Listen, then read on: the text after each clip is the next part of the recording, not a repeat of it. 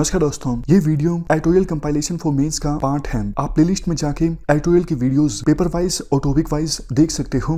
और अगर आप दिसंबर 2019 के बाद की वीडियोस को देखना चाहते हो तो वीडियो के नीचे मौजूद ज्वाइन बटन की सहायता से आप मेंबरशिप को ज्वाइन कर सकते हो।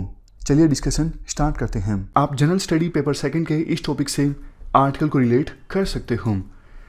देखो, जब तक जम्मू एंड कश्मीर के पास स्पेशल स्टेटस था, सिर्फ permanent residents he Jammu and Kashmir में लैंड परचेज कर सकते थे।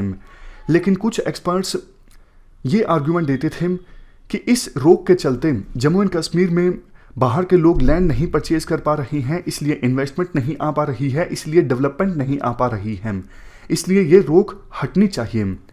अब क्या हुआ है, जम्मू एंड कश्मीर में लैंड लॉज में बदलाव को सेंट्रल गवर्नमेंट के द्वारा नोटिफाई कर दिया गया है और अब इजाज़त है इवन नॉन परमानेंट रेजिडेंट्स भी जम्मू एंड कश्मीर में लैंड को परचेज कर सकते हैं।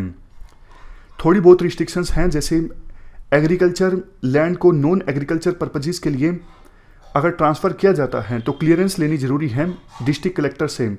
इवन लद्दाख में लैंड लॉज में बदलाव जो होगा उसको भी 30 अक्टूबर से पहले सेंट्रल गवर्नमेंट के द्वारा नोटिफाई कर दिया जाएगा। और लद्दाख के लोगों को ये भरोसा दिलाया गया है कि जो नए लैंड लॉज होंगे लद्दाख में, वो आपकी लैंग्वेज, आपकी डेमोग्राफी, आपकी एथनिसिटी, लैंड, जॉब्स, इन सब को कंसिडर करने के बाद ही आएंगे। तो देखना ये होगा लद्दाख के जो लैंड लॉज होते हैं वो जम्मू एंड कश्मीर के लैंड लॉज से किस प्रकार से अलग होते हैं। राइटर का ये कहना है, देखो ये बात तो सच है कि जम्मू एंड कश्मीर जितना ज़्यादा इंटीग्रेट होगा इंडिया के साथ उतना ही बेहतर है। बट एक चीज़ ये बोलते हैं राइटर, इतना इंपॉर्टेंट फैसला लेने से पहले जम्मू एंड कश्मीर में जो वेरियस स्टेक होल्डर्स हैं उनके साथ कंसल्ट करना चाहिए था, उनके साथ एंगेज करना चाहिए था। क्योंकि देखो, जम्मू एंड कश्मीर के काफ़ी सारे सेक्शंस हमेशा से ये डर जताते आए हैं कि अल्टीमेटली सेंट्रल गवर्नमेंट जो है वो जम्मू एंड कश्मीर की डेमोग्राफी को चेंज कर देगी।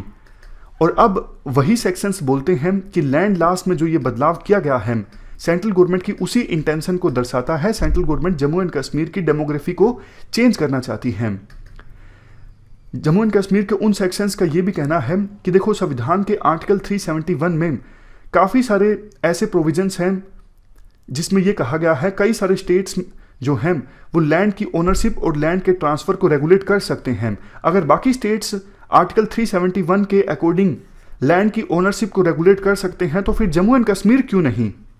जम्मू एंड कश्मीर को भी ये पावर तो कम से कम देनी चाहिए थी कि वो लैंड के ट्रांसफ़र और लैंड की ओनरशिप को रेगुलेट कर सकें। राइटर ये भी बोलना चाहते हैं, देखो, अगर सेंट्रल गवर्नमेंट यूनिलेटरली एक्ट ना करती, विभिन्न स्टेक होल्डर्स के साथ पहले कंसल्ट करती, तो इससे एलिनेशन कम होता। अगर बिना पूछे फैसले लिए जाते हैं सेंट्रल गवर्नमेंट के द्वारा तो लोगों को लगता है हमारी तो कोई सुनता नहीं है, तो एलिनेशन जो है जम्मू एंड कश्मीर के लोगों का और ज़्यादा बढ़ता है। एलिनेशन बढ़ता है तो इनस्टेबिलिटी और ज़्यादा बढ़ती है। इनस्टेबिलिटी अगर और ज़्यादा बढ़ती है तो फिर वायलेंस होता है, वायलेंस होता है तो फिर इन्वेस्टमेंट कम आती है, इन्वेस्टमेंट कम आती है तो मतलब डेवलपमेंट कम आती है। तो फिर पर्पज़ सर्व नहीं होगा ना। लैंड लॉज में बदलाव का पर्पज़ क्या है? डेवलपमेंट लाना। लेकिन बिना जम्मू एंड कश्मीर की जनता से एंगेज किए बिना अगर वहाँ पे लैंड लॉज को बदलाव किया गया तो फिर वो एलिनेशन आएगा, डेवलपमेंट अच्छे से नहीं आ पाएगी, ऐसा राइटर बोलना चाहते हैं। अब लास्ट में राइटर एक बात ये बोलते हैं कि देखो, जम्मू एंड कश्मीर में अगर स्टेबिलिटी इस्टेब्लिश करनी है तो फिर वहाँ की जो जनता है, वहाँ की जो पॉलिटिकल पार्टीज हैं, उनका पार्टिसिपेशन इंश्योर करना होगा पॉलिटिकल प्रोसेसेस में। जब तक ये नहीं होगा जम्मू एंड कश्मीर में सब कुछ नॉर्मल नहीं होगा। तो ये हमने पूरा आर्टिकल डिस्कस किया जम्मू एंड कश्मीर में जो लैंड लॉज में बदलाव हुआ है उससे संबंधित। इस डिस्कशन में फिलहाल इतना ही है। Thank you very much for discussion.